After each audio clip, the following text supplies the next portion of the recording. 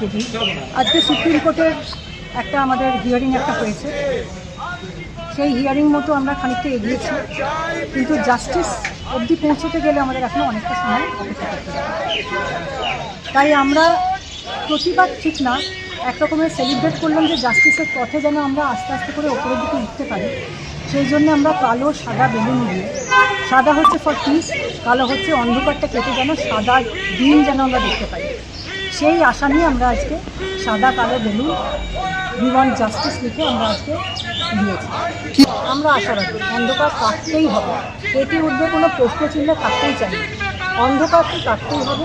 অন্ধকার না যদি কাটে তাহলে আমরা গভীরতর অন্ধকারের মধ্যে ডুবে যাবো, এরপরে তো আমাদের আর বাঁচাবার কেউ থাকবে না, কাজে এটা কাটতেই হবে। কি মনে করেন? নিশ্চয়ই হয়েছে। আজকে একটা সময় আমরা ভারত কালকে ভাবতো বাংলা, আজকে যেটা ভাবে বাংলা ভারত কালকে ভাবতো। তো এরকম সময় যখন একদিন ওরকম দুর্ঘটনাটা দেখলাম 9 তারিখে সকালবেলা, আমি শিউরে গেছি, তাহলে কি কালকে এটা ভারতের ভবিষ্যৎ? তারপরে 10 তারিখে দেখলাম ছোটো ছোটো কিছু ছেলেমেয়েরা তারা প্রতিবাদী মুখ নিয়ে তারা সংগ্রামে নেমে পড়বে, তারা একটা নতুন আলো নতুন দিন দেখাতে চায়।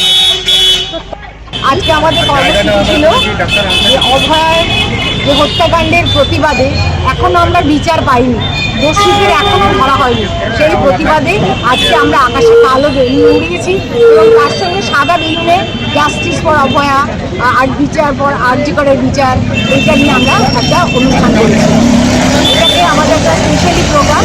আমরা আমাদের আইনের থেকে দুটি প্রধান কর্মসূচি পুরো সমন্বয় কমিটিকে সঙ্গে নিয়ে করছি।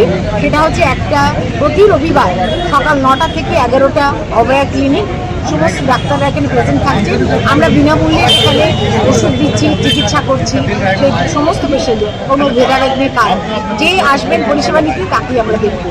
আর আমাদের বৃহস্পতিবার একটা স্ট্রিট কর্নার যে কোনো জায়গায়, আগামী বৃহস্পতিবারে যেমন আমাদের আছে পীর বাবার মেলা প্রাঙ্গণের ওখানে, আমরা ওখানে জমায়েত হব, জমায়েত হয়ে ওখানে আমরা একটা চাদর চড়ানো হবে অভয়ার নামে, আর তারপরে আমরা একটা স্ট্রিট কর্নার করবো।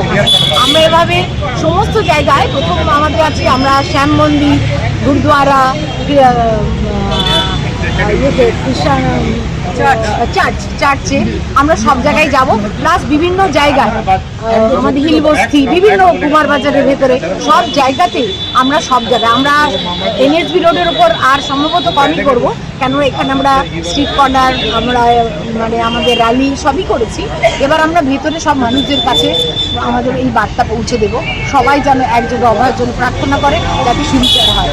আমরা কলকাতা থেকে অনেক দূরে আছি, আমরা দূরে থেকে হয়তো ডাইরেক্টলি কিছু করতে পারছি না, কিন্তু আমরা সেই সব মানুষদের মনোবলের জন্য যে তাদের পাশে আছি আমরা রানীগঞ্জবাসী, এইটার জন্যই আজকে বিচার হয়তো এত তাড়াতাড়ি পাওয়া যাবে না, কিন্তু বিচার সুনির্দিষ্ট পথে যেন এগোয় সেই দিকে আমরা সবাই তাকিয়ে আছি। সেইভাবে আস্তে আস্তে কিছু কিছু জনে প্রথম থেকে জুনিয়র ডক্টরদের যার দাবি ছিল, যার সন্দেহ ছিল, যা তারা যেটা এগেনস্টে প্রতিবাদ করেছিল, দেখা যাচ্ছে এক এক করে সবগুলোই তাদের মিলে যাচ্ছে।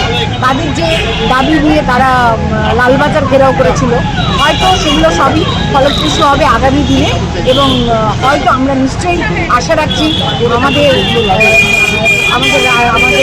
সুপ্রিম কোর্ট, হাইকোর্ট সকলের কাছে, প্রশাসন এবং CBI প্রত্যেকের কাছে যে আমরা সুবিচার পাবো, এবং আমরা সুবিচার পাবোই পাবো। যতদিন না পাবো আমরা এইভাবে কাজের ফাঁকে ফাঁকে আমরা কর্মসূচি করে যাব।